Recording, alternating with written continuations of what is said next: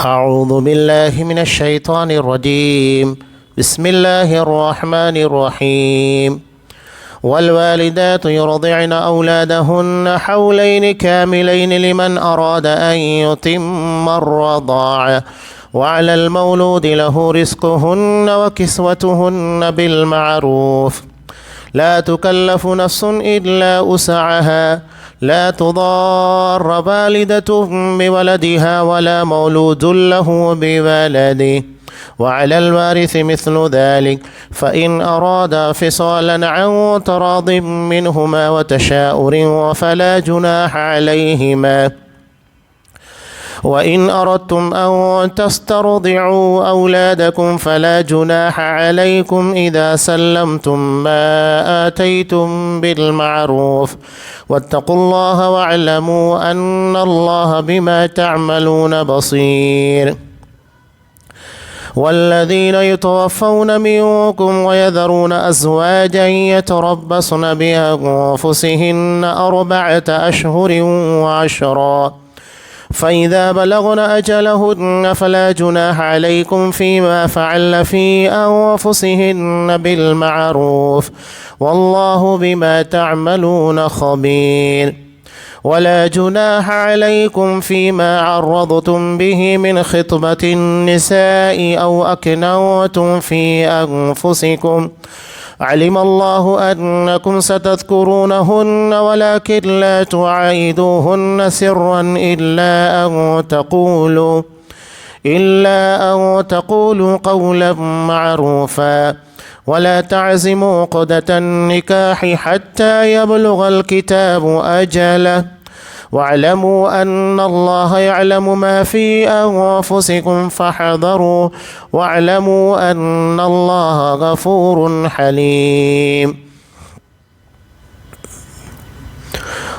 اور مائیں اپنے بچوں کو پورے 2 سال دودھ پلائیں، اس لیے اس کے لیے جو چاہے کہ دودھ کی مدت پوری کرے، اور وہ مرد جس کا بچہ ہے اس کے ذمے معروف طریقے کے مطابق ان عورتوں کا کھانا اور ان کا کپڑا ہے۔ کسی شخص کو تکلیف نہیں دی جاتی مگر جو اس کی گنجائش ہے، نہ مال کو اس کے بچے کی وجہ سے، نہ ماں کو اس کے بچے کی وجہ سے تکلیف دی جائے، اور نہ مرد کو جس کا بچہ ہے اس کے بچے کی وجہ سے، اور وارث پر بھی اسی جیسی ذمہ داری ہے۔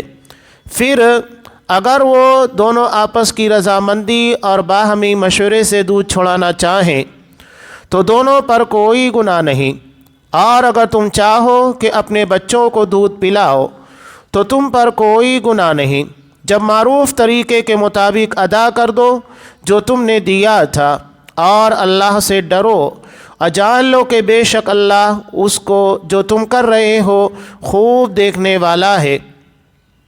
اور جو لوگ تم میں سے فوت کیے جائیں اور بیویاں چھوڑ جائیں، وہ بیویاں اپنے آپ کو 4 مہینے اور 10 راتیں انتظار میں رکھیں، پھر جب اپنی مدت کو پہنچ جائیں تو تم پر اس میں کچھ گناہ نہیں جو وہ اپنی جانوں کے بارے میں معروف طریقے سے کریں، اور اللہ اس سے جو تم کر رہے ہو پوری طرح باخبر ہے۔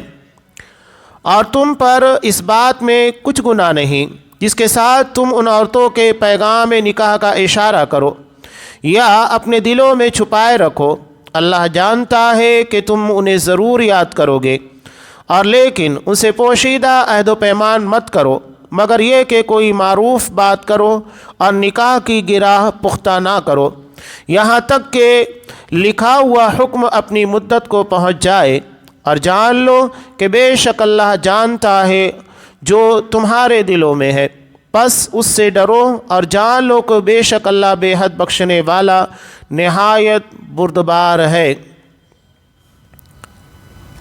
سورہ بقرہ آیت نمبر 233 سے آیت نمبر 235۔ محترم سامعین، عزیز ماں بہنوں، طلاق کے بعد اب یہاں 2 اہم مسائل کا تذکرہ ہے۔ ایک تذکرہ ہے رضاعت یعنی بچوں کو دودھ پلانے کا، اور دوسرا مسئلہ ہے متوفا عنہا زوجہا، یعنی جس کے شوہر کا انتقال ہو چکا اس کی عدت کا۔ اور اسی سے جڑا ہوا ایک اہم مدعا اور ہے جو تیسری آیت کے اندر بیان کیا گیا کہ دوران عدت ان لوگوں سے پیغام نکاح کے متعلق بات کرنا چاہیے یا نہیں کرنا چاہیے۔ یہ تین اہم مدعے ہیں جو انشاءاللہ آج کے درس میں آپ کے سامنے رکھے جائیں گے۔ یہاں اللہ تبارک و تعالیٰ نے ارشاد فرمایا والوالدات یرضعن اولادہن حولین کاملین۔ پہلی بات قرآن مجید نے یہ بیان کی، مائیں اپنے بچوں کو جو دودھ کی مدت کو پورا کرنا چاہتی ہے تو 2 سال تک دودھ پلائیں گے، اس سے زیادہ کی اجازت نہیں ہے۔ اب یہاں قرآن مجید نے کیا کہا؟ لمن اراد ان یتم الرضاع، جو مائیں اپنے بچوں کو دودھ پلانے کی مدت پوری کرنا چاہتی ہیں۔ اس کا مطلب یہ کہ اس سے پہلے چھڑایا جا سکتا ہے، چاہے 2 سال کی مدت پوری نہ ہوئی ہو، 1.5 سال، پونے 2 سال، کوئی مسئلہ نہیں ہے۔ تو جو پورا کرنا چاہے ان کے تعلق سے قرآن مجید نے بیان کیا۔ اب یہاں جو مسئلہ چل رہا ہے یہ مسئلہ ہے طلاق کے بعد کا، اس لیے کہ اگر بیوی اپنے شوہر کی زوجیت میں تو وہاں مسئلہ ہی نہیں ہے۔ مسئلہ کب پیدا ہوگا؟ مسئلہ اس وقت پیدا ہوگا جب انہیں طلاق دے دیا جائے، تو ایسی صورت میں مسائل پیدا ہوتے ہیں۔ تو قرآن مجید نے کہا اب یہاں اسلام کا مزاج سمجھنے کی کوشش کیجیے۔ اسلام یہ چاہتا ہے طلاق ہونے کے بعد بھی میاں بیوی کے خاندانوں کے درمیان رنجشیں نہ پیدا ہوں، دوریاں نہ پیدا ہو۔ اس کے لیے قرآن کیا کہتا ہے؟ سارے مسائل بیان کر رہا ہے اختلافات کے خاتمے کے لیے۔ ٹھیک ہے میاں بیوی کے درمیان نہیں بن سکی، لیکن اس کے اثرات پورے خاندان کے پر نہیں پڑنے چاہیے۔ تو اس کے لیے قرآن کیا کہتا ہے؟ وَعَلَى الْمَوْلُودِ لَهُ، جس کے لیے بچہ پیدا ہوا یعنی باپ، رِزْقُهُنَّ وَكِسْوَتُهُنَّ بِالْمَعْرُوفِ، اس کے پر ماں اور بچے کی ذمہ داری ہے۔ کن 2 چیزوں کی؟ رزق اور کپڑے کی، یعنی کھانا دینا ہے، کپڑا پہنانا ہے۔ یہ کب تک کے لیے رہے گا؟ جب تک کہ بچے کو دودھ پلایا جا رہا ہے، اور اس کو دودھ پلانے کے بعد بھی ماں اگر اپنے بچے کو اپنے پاس رکھی ہوئی ہے، اس لیے کہ طلاق کے بعد بھی بچہ تو باپ کا ہی ہے۔ تو ایسی صورت میں ماں کے پاس اگر بچہ ہے تو پھر اخراجات کی ذمہ داری باپ پر ہی ہوگی۔ ایسا نہیں ہے کہ ماں اسے کما کر کھلائے گی اپنے پاس رکھنے کی وجہ سے۔ قرآن نے یہاں پر ماں کی ممتا اور اس کے جذبے کا احترام کیا ہے، اس لیے کہ ماں عمومی طور کے پر جب بچہ دودھ پینے کی حالت میں ہوتا ہے اور اس کے بعد بھی وہ چاہتی ہے کہ بچہ میرے ہی پاس رہے، عمومی طور کے پر یہ مسئلہ ہوتا ہے۔ اور باپ کو تو یوں بھی اپنے بچے سے علیحدہ رہنے کی شروع سے عادت ہوتی ہے۔ وہ کمانے کے لیے نکل گیا، 8 گھنٹہ 10 گھنٹہ باہر ہے، 12 گھنٹہ باہر ہے، کوئی اور کام سے نکل گیا باہر ہے، لیکن بچہ تو ماں سے جدا نہیں رہ سکتا۔ وہ 24 گھنٹے ماں کا محتاج ہوتا ہے، اور ماں بھی اس کی طرف ممتا کا جذبہ رکھتی ہے۔ اس لیے قرآن مجید نے ماں کو اہمیت دی، وہ بچے کو اپنے پاس رکھے گی، یہ ترجیح ہے۔ اس کے بعد قرآن کیا کہہ رہا ہے؟ یہ کھانا، یہ کپڑا پہنانا بالمعروف، یہ معروف طریقے کے مطابق ہونا چاہیے، یعنی عام طور سے جو چلتا ہے، معروف کے اندر سماجی کنڈیشن یا لوگوں کے درمیان اس طور طریقے کو نبھانے کا جو بھی انداز پایا جاتا ہے وہ ہوگا۔ اب یہاں قرآن نے معروف کے اندر جو بات رکھی ہے وہ شوہر کی حیثیت ہے۔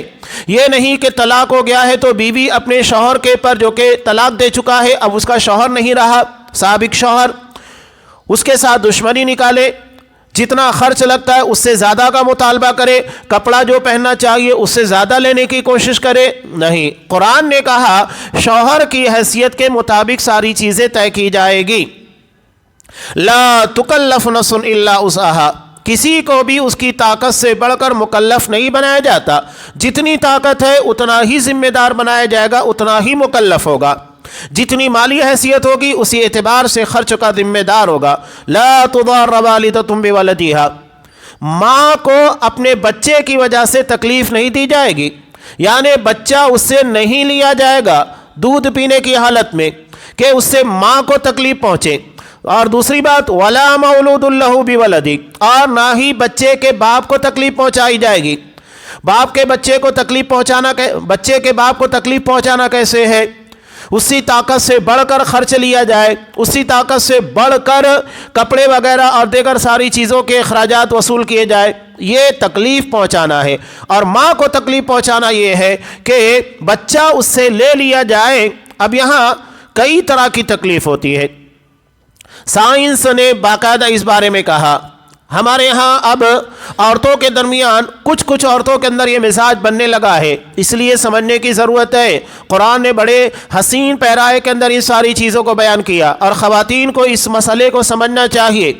بہت ساری خواتین یہ صرف اپنی جسمانی خوبصورتی کے لیے بچوں کو دودھ نہیں پلاتی ہیں، بلکہ دوا کے ذریعے دودھ کو خشک کر دیتی ہیں، اور جو میڈیکل کا ہوتا ہے یا دوسرے جانور کا دودھ ہوتا ہے وہ پلاتی ہیں۔ نہیں، یہاں ڈاکٹر بھی کہتے ہیں کہ بچے کے لیے جتنا مفید ماں کا دودھ ہوتا ہے کوئی اور نہیں ہوتا ہے، اور یہ چیز نفسیاتی اور طبی لحاظ سے بھی انتہائی ضروری ہے، اس لیے کہ ماں جب اپنے بچے کو اپنا دودھ پلائے گی تو صرف دودھ نہیں پلاتی ہے بلکہ محبت کے جذبے کو پروان چڑھاتی ہے، اس لیے کہ دودھ اس کے جسم کا حصہ ہے، اور وہ اولاد بھی اس کے جسم کا حصہ ہے، اور اپنے جسم کے حصے کے ذریعے ہی اسے پروان چڑھا رہی ہے۔ طبی لحاظ سے جو مائیں اپنے بچوں کو دودھ نہیں پلاتی ہیں، عمومی طور کے پر انہیں پستان کی ایک کینسر کی شکایت ہوتی ہے، اور جو مائیں اپنے بچوں کو دودھ پلاتی ہیں اللہ کے فضل و کرم سے انہیں اس طرح کی شکایت نہیں ہوتی۔ اور یہ کینسر آپ کو پتا ہے کتنا موذی اور کتنا خطرناک مرض ہوتا ہے، اللہ نے اس کے لیے آسان طریقہ رکھا ہے کہ بچوں کو دودھ پلایا جائے، جس سے بچے بھی پیدا ہوتے ہو، ان کی نسل بھی چلتی ہے، ہر کسی کو فائدہ ہے، نقصان کسی کو نہیں ہے۔ یہاں ہم نے بہت ساری چیزیں، فلمیں، سیریلز دیکھنے کے بعد اس کے اثرات کو قبول کیا، لیکن اس کے نقصانات کتنے وسیع ہیں ہم اس کا اندازہ نہیں لگا سکتے۔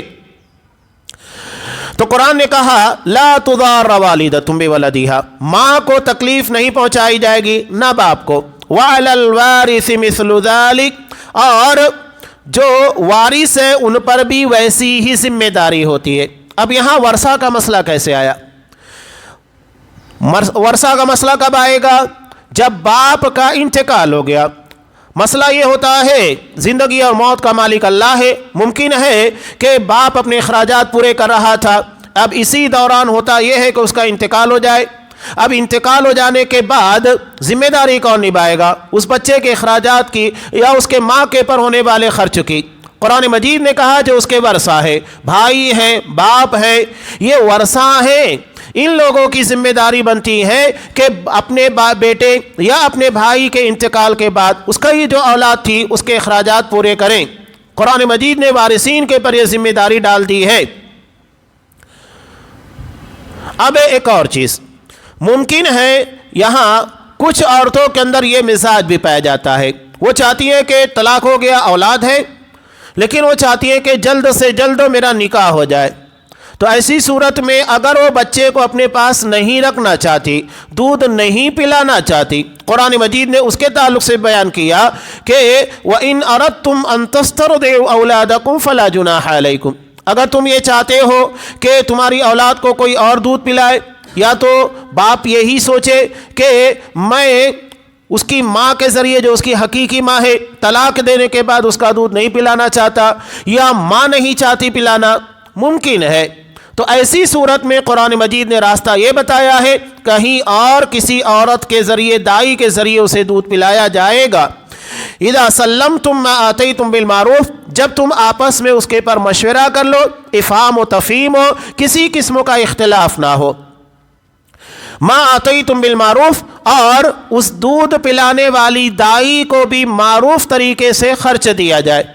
یہاں قرآن یہ بھی کہہ رہا ہے ایسا نہیں ہے کہ صرف ماں کو ہی خرچ دیے جائیں گے، بلکہ اگر کوئی اور بھی دودھ پلاتی ہے تو اسے مکمل اخراجات دیے جائیں گے جو بنتا ہے معروف طریقے کے مطابق۔ اس لیے قرآن مجید نے آگے کہا واتقوا اللہ، اللہ سے ڈرو، یعنی کہیں پر کسی قسم کا جھول، کوئی ظلم، کوئی زیادتی نہیں ہونا چاہیے۔ واتقوا اللہ واعلموا ان اللہ بما تعملون بصیر، اور جان لوگوں کہ بے شک اللہ تعالیٰ تمہارے سارے معاملات کو اپنے علم میں رکھے ہے، کوئی چیز اللہ کے علم کے دائرے کے باہر نہیں ہے۔ اب یہاں اسی سے منسلک ایک اہم مسئلہ اور بھی ہے، وہ مسئلہ کیا ہے؟ رضاعت کا، یعنی رضائی بھائی اور بہن۔ جو ماں اپنے بچے کو دودھ پلاتی ہے وہاں تو مسئلہ نہیں ہے۔ مسئلہ کب پیدا ہوگا؟ اگر ماں اپنے بچے کو دودھ نہ پلائے بلکہ کوئی اور دودھ پلاتی ہے۔ ہوتا ہے ہمارے یہاں، کبھی کبھی ایسا ہوتا ہے کہ میڈیکلی پرابلمز ہوتے ہیں کہ بچہ دینے کے بعد ماں کی کنڈیشن ایسی رہتی ہی نہیں ہے کہ وہ دودھ پلا سکے۔ ہوتا ہے، ریئر کیس ہوتے ہیں اس طرح کے۔ یا یہ بھی ممکن ہے کبھی کبھی ایسا بھی ہوتا ہے کہ بچے کی ولادت کے بعد ماں کا انتقال ہو جاتا ہے یا کچھ مدت کے بعد انتقال ہو جاتا ہے اور بچہ ابھی دودھ کا محتاج ہے۔ ایسے مسائل ہیں تو قرآن نے ان سارے مسائل کا تذکرہ کیا۔ اب یہاں مسئلہ ہے رضاعت کا۔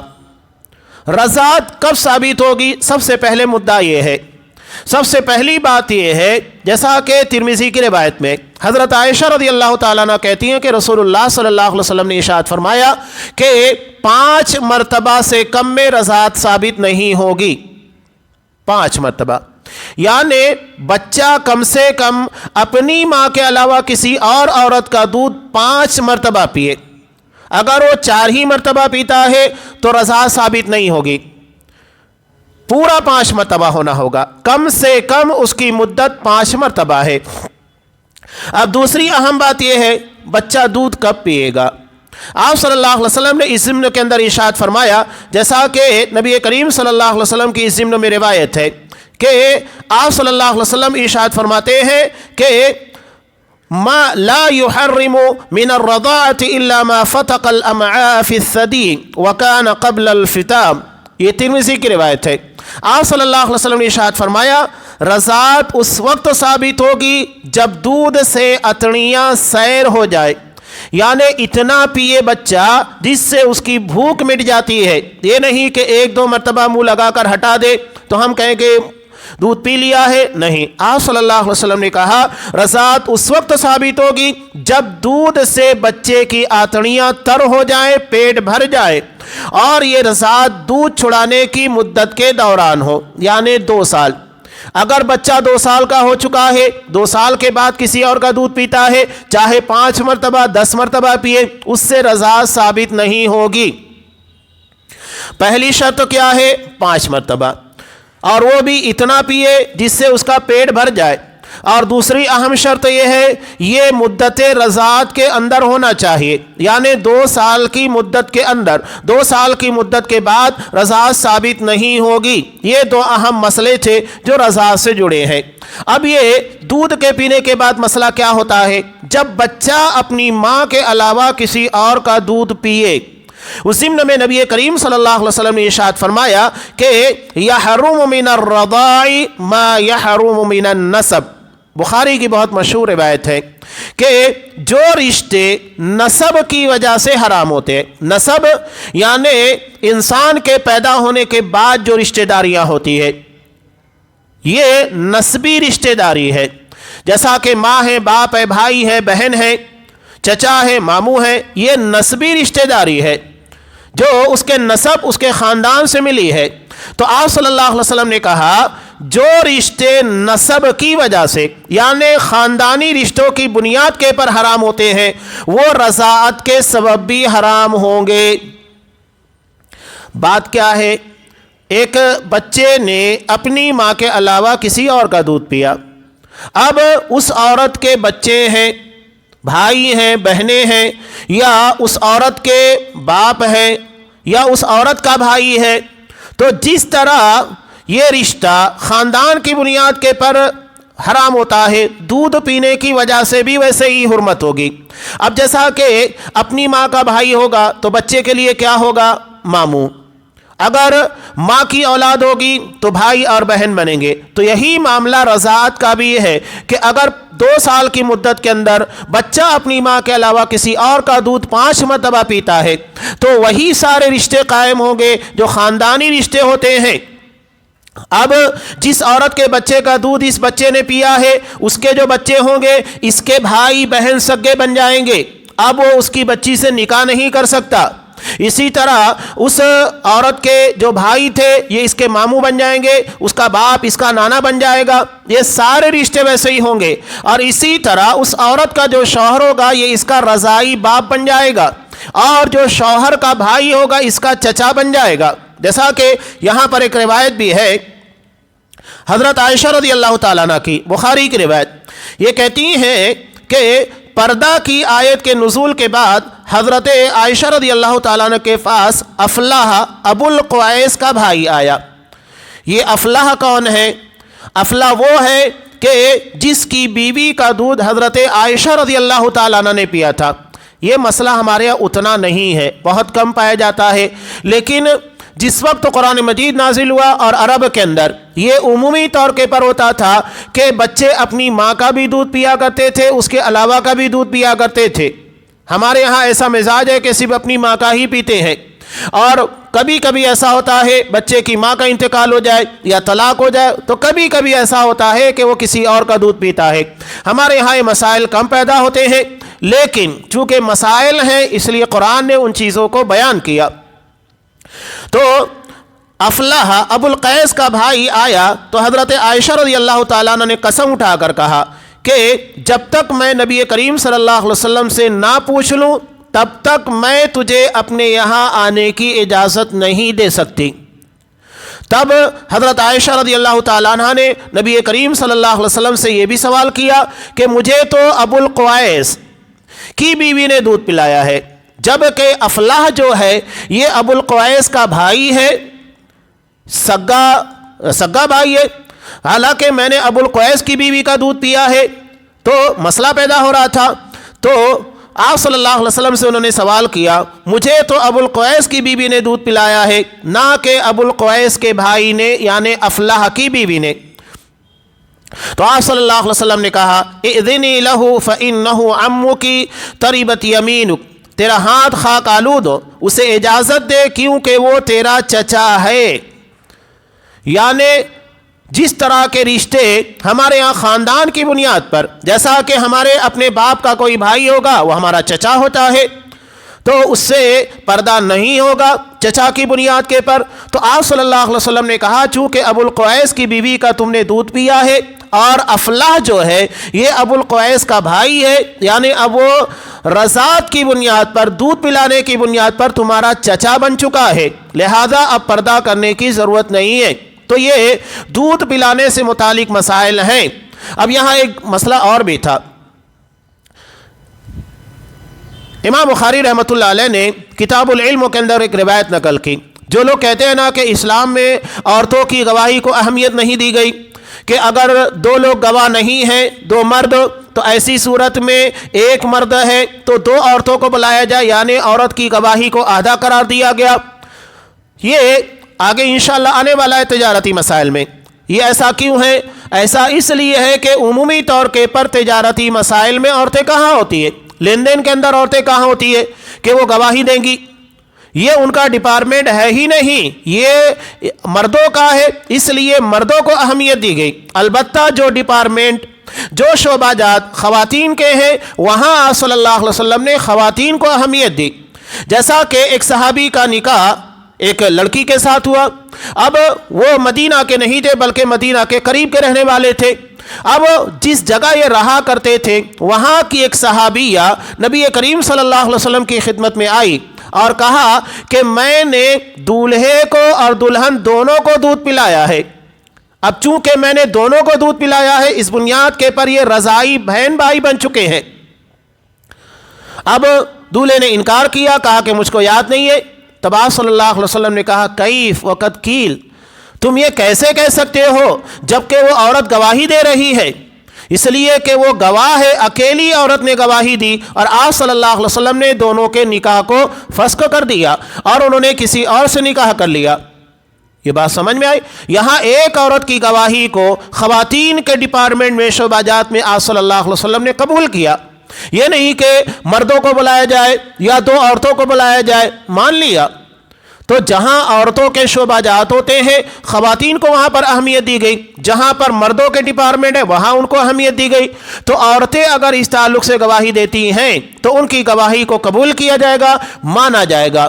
اب یہاں ایک مسئلہ اس سے جڑا ہوا اور بھی ہے کہ ایک عورت سے کئی الگ الگ ماؤں کے بچوں نے دودھ پیا، تو جتنے بچے اس ماں سے دودھ پیئیں گے، گرچہ سب کی مائیں جدا جدا ہیں لیکن یہ اس دائی کے پاس آ کر دودھ پی رہے ہیں، تو جتنے بچے یہاں آ کر دودھ پیئیں گے یہ سارے کے سارے رضاعی بہن بھائی بن جائیں گے.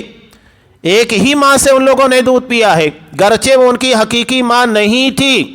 اس بنیاد کے پر چونکہ دودھ پلانے کا سورس ایک ہی ہے، دودھ پلانے والی دائی ایک ہی ہے، اس بنیاد کے پر تمام کے تمام بہن بھائی ہوں گے. بس شرط یہی ہے کہ 2 سال کی مدت کے اندر ہو اور 5 مرتبہ سے زیادہ ہو، کم سے کم 5 مرتبہ دودھ پلایا جائے. تو یہ دودھ پلانے اور رضاعت سے متعلق مسائل تھے. اب یہاں دوسرا مدعا رہا ہے کہ متوفی عنہا زوجہا، وہ عورت جس کے شوہر کا انتقال ہو جائے. قرآن نے کیا کہا؟ والذین یتوفون منکم ویذرون ازواجا، کہ تم میں سے جن کی موت آ جائے اور وہ اپنی بیویوں کو چھوڑ جائیں، یتربصن بانفسہن 4 اشہر وعشرا، یہ 4 مہینہ 10 دن عدت گزاریں گی. اب یہاں تمام عورتوں کے لیے ہے. تمام عورتوں سے مراد کیا ہے؟ کہ وہ عورت جس کے ساتھ ہم بستری کی گئی یا نہیں کی گئی. کبھی کبھی ریئر کیس ایسا بھی ہوتا ہے کہ نکاح ہو گیا لیکن ابھی جدائی نہیں ہوئی، میاں بیوی ابھی آپس میں ملے نہیں اور شوہر کی وفات ہو گئی، تب بھی قرآن کہہ رہا ہے کہ اس عورت کو بھی اپنے شوہر کی وفات پر، گرچہ ابھی دونوں کے درمیان تعلق قائم نہیں ہوا ہے، 4 مہینہ 10 دن عدت گزارنا ہوگا. یہ سب کے لیے. ہاں، اس میں سے صرف ایک الگ قرار دیا گیا ہے مستثنا، اور وہ ہے حاملہ خواتین. اب اگر شوہر کی وفات کے 1 دن کے بعد ہی اگر بچے کی ولادت ہو جاتی ہے، عدت ختم. سورہ طلاق کے اندر اللہ نے ارشاد فرمایا وَأُولَاتُ الْأَحْمَالِ أَجَلُهُنَّ أَن يَضَعْنَ حَمْلَهُنَّ، کہ وہ عورتیں جو حالت حمل میں ہیں ان کی عدت وضع حمل ہے، بچہ جیسے ہی پیدا ہوا عدت ختم ہو گئی. یہی معاملہ طلاق کا بھی ہے. اگر کوئی شخص اپنی حاملہ بیوی کو طلاق دیتا ہے اور اس کے ہاں پر 1 2 3 دن جب بھی بچے کی ولادت ہوگی عدت ختم. یہ وضع حمل، حالت حمل میں رہنے کی بنیاد کے پر رکھا گیا ہے. تو یہ 4 مہینہ 10 دن. حالانکہ آپ صلی اللہ علیہ وسلم، جاہلیت کا معاملہ بڑا عجیب تھا. جاہلیت میں اگر کسی عورت کے شوہر کا انتقال ہو جائے تو ایسی صورت میں سال بھر انہیں پورے سماج سے کٹ کر رہنا پڑتا تھا. الگ روم بنا دیا جاتا اور پورا 1 سال گزارنے کے بعد پھر وہ سماج کے اندر آیا کرتی تھی، اور اس کے بعد بھی انہیں نکاح کی اجازت نہیں تھی. اسلام نے ان لوگوں کے پر رحم کیا، 4 مہینہ 10 دن اجازت دی، اور وہ بھی سماج سے کٹ کر نہیں بلکہ اپنے شوہر کے گھر یا ایسی سیف جگہ جہاں پر اسے کسی قسم کا خطرہ نہ ہو وہاں عدت گزارے گی، اور اس کے بھائی بہن یا اس کے بچے یہ اس کے محافظ ہوں گے، اس کے اخراجات کے ذمہ دار ہوں گے. اور جیسے ہی عدت ختم ہوتی ہے پھر اسے اجازت مل جاتی ہے کہ وہ کسی اور مرد کے ساتھ نکاح کر سکتی ہے. اس ضمن میں جیسا کہ نبی کریم صلی اللہ علیہ وسلم نے ارشاد فرمایا خواتین کے تعلق سے آپ صلی اللہ علیہ وسلم نے ارشاد فرمایا کہ جیسا کہ حضرت ام عطیہ کہتی ہیں کہ آپ صلی اللہ علیہ وسلم نے کسی عورت کو 3 دن سے زیادہ سوگ منانے کا حکم نہیں دیا سوائے اپنے شوہر کی وفات کے. یعنی بیوی کو اجازت ہے کہ وہ 3 دن سے زیادہ سوگ منائے گی، باقی لوگوں کو 3 دن سے زیادہ اجازت نہیں.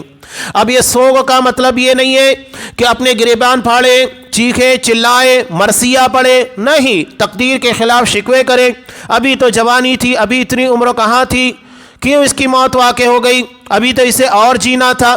آپ فیصلے کریں گے کہ اللہ فیصلہ کرے گا کس کی زندگی اور موت کتنی ہونی چاہیے۔ شکوہ شکایت نہیں، بلکہ یہ دلوں کے پر جو غم آیا ہے، شریعت نے اس کا راستہ بتایا کہ خاص طور سے اس کے لیے دعا کی جائے، اس کے لیے اللہ کی جناب میں مغفرت طلب کی جائے کہ اللہ اس کے گناہوں کو بخش دے، اس لیے کہ اصل مسئلہ اس کے گناہوں کی بخشش کا ہے، دنیا سے جانے کا نہیں، وہ تو چلا گیا ہے۔ اب مسئلہ یہ ہے کہ اللہ کے یہاں پر وہ کسی قسم میں پکڑا نہ جائے، کہیں پر اس کی گرفت نہ ہو، کسی گناہ کی پاداش میں سزا نہ دی جائے، اس لیے مغفرت کی دعا خاص طور سے کرنا چاہیے۔ اب آگے قرآن مجید بیان کر، اب یہ تو خواتین کا مسئلہ جاہلیت میں تھا، اسلام نے ان لوگوں کے ساتھ نرمی برتی اور 4 مہینہ 10 دن ان کو اجازت دی۔ اب ان عدت کے اندر انہیں کیا کرنا ہوگا؟ اس عدت کے اندر ان لوگوں کو حکم یہ ہے کہ اپنے گھروں کے اندر رہیں، بلا کسی ضرورت کے باہر نہ نکلے، ایمرجنسی اگر ہے ایسی صورت میں وہ باہر نکلیں گی۔ اب جو عورت عدت کے اندر ہے وہ شادی بیاہ میں نہیں جا سکتی، مسجد میں نماز پڑھنے کے لیے، جمعہ کے لیے نہیں آ سکتی، ساری چیزوں کی عدت کے اندر پابندی ہوگی۔ ہاں، ایمرجنسی مسائل، بیمار پڑ گئی یا کسی کی عیادت عمومی طور کے پر ہوتا ہے، جنازہ ہے، تو ایمرجنسی کی شکل میں اس کو اجازت ہوگی کہ ضرورت کے تحت باہر نکلے اور فوراً واپس آ جائے۔ باقی بازار میں جانا، رشتہ داروں سے یوں ہی ملاقات کے لیے جانا، ان ساری چیزوں کی اجازت عدت کے دوران نہیں ہے۔ عدت کا مطلب یہ ہے ابھی وہ غم میں ہے اور غم کی حالت اس کے پر رواں دواں ہونی چاہیے، نہ وہ خوشبو استعمال کر سکتی ہے، نہ سرما استعمال کر سکتی ہے، میک اپ نہیں کر سکتی، یہ عدت کے درمیان اس کے پر پابندیاں ہوتی ہیں۔ اس ضمن میں ایک بڑا پیارا واقعہ ہے کہ قرآن مجید نے یہ جو چیزیں بیان کی، پہلی بات تو قرآن نے یہ کہا کہ اگر شوہر اپنی بیوی کو طلاق دیتا ہے تو 3 ماہواری عدت ہے، اور کسی کے شوہر کا انتقال ہو جائے تو 4 مہینہ 10 دن ہے۔ تو اس کے پر باقاعدہ ایک یہودی ڈاکٹر نے ریسرچ کیا کہ آخر اسلام میں اس طرح کی عدت کیوں رکھی گئی۔ اس نے تحقیق کی، ریسرچ کیا۔ ہم ان ساری چیزوں پر اتنی توجہ نہیں دیتے ہیں، لیکن اغیار باقاعدہ اس پر محنت کر رہے ہیں۔ محنت کرنے کے بعد، ریسرچ کرنے کے بعد وہ حیران رہ گیا کہ جب ایک مرد کسی عورت کے ساتھ تعلق قائم کرتا ہے تو اس تعلق کے اثرات اس کے بچہ دانی کے اندر جو ڈی این اے ہوتا ہے، تعلق کے اثرات یہ کم سے کم 3 مہینے تک ہوتے ہیں، اور جب تک 3 مہینہ نہیں گزرتا ہے اس کے بچہ دانی سے اس مرد کے تعلق کے اثرات ختم نہیں ہوتے۔ اس لیے طلاق دینے کے بعد شریعت اسلامیہ نے اس کے لیے جو عدت رکھی ہے وہ 3 ماہواری ہے، تاکہ رحم بالکل صاف ہو جائے۔ حالانکہ پہلے مہینے میں معلوم ہو جاتا ہے کہ بچہ ہے کہ نہیں ہے، اور اگر حالت حمل میں ہے تو جب تک حمل نہیں ہوگا، بچہ پیدا نہیں ہوگا، اس بنیاد کے پر عدت ختم نہیں ہوگی۔ لیکن 3 مہینہ کیوں رکھا گیا ہے؟ یہ دراصل طبی اور میڈیکل لائن کے اعتبار سے ضروری ہے تاکہ نسب میں اختلاف نہ ہو اور اس بنیاد کے پر کوئی ایسا مسئلہ نہ پیدا ہو کہ نسل مشتبہ ہو جائے۔ اب وہ یہ سوچنے لگا کہ آخر ایک عورت جس کے شوہر کا انتقال ہو جائے اس کے لیے 4 مہینہ 10 دن کیوں رکھا گیا؟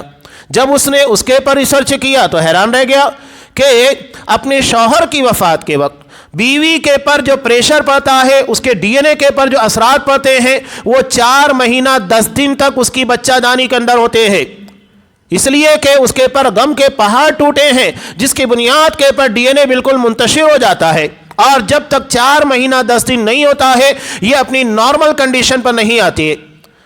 اب یہاں اس نے ایک اور چیز بھی لکھی۔ ایک اور چیز کیا تھی؟ اس نے اپنی اس ریسرچ کو بیوی کے پر بھی آزمایا۔ شریعت دیکھیے، انسان ظاہری اعتبار سے بچ سکتا ہے، لیکن آج اللہ نے، قرآن نے کہا نا سنوریہم آیاتنا فی الآفاق، ہم عنقریب آفاق میں لوگوں کے لیے نشانیاں ظاہر کر دیں گے، یہاں تک کہ لوگوں کو قرآن اور اسلام کی باتیں برحق لگنے لگ جائیں گی۔ اور وہی ہو رہا ہے۔ ہوا کیا؟ اس نے اپنی بیوی کے اپنے بچہ دانی کو چیک اپ کیا، اور اس کے پر جب اس نے ریسرچ کیا تو اسے یہ معلوم ہوا کہ اس کی بیوی کی بچہ دانی میں اس کے علاوہ مزید 2 مردوں کا ڈی این اے ہے، یعنی وہ 2 مردوں سے اور تعلق رکھتی ہے جس کے ساتھ وہ ناجائز تعلقات رکھے ہوئے، اور اسی بنیاد پر اس نے اپنی بیوی کو طلاق دیا، مسلمان بن گیا۔ یہ اسلام کی خاصیتیں ہیں۔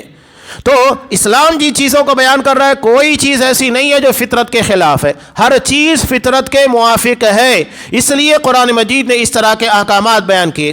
ہاں، فَإِذَا بَلَغْنَ أَجَلَهُنَّ، جب وہ اپنی مدت کو پورا کر لیں، فَلَا جُنَاحَ عَلَيْكُمْ فِي مَا فَعَلْنَ فِي أَنفُسِهِنَّ بِالْمَعْرُوفِ، تو جو اپنی جانوں کے بارے میں معروف طریقے سے کرے، یعنی اب انہیں نکاح کرنا ہے تو نکاح سے ولیوں کو اجازت نہیں ہے کہ روکے، اب انہیں نئی زندگی گزارنے کی اجازت ہے، یہ نہیں کہ اپنے شوہر کی چتا کے ساتھ اس کو جلا دیا جائے یا بیوہ ہونے کے بعد اسے سماج اور معاشرے کے اندر منحوس سمجھا جائے، اسے دوبارہ شادی کرنے کی اجازت نہ دی جائے، نہیں، بلکہ صحابہ کے درمیان معاملہ اس کے برخلاف تھا۔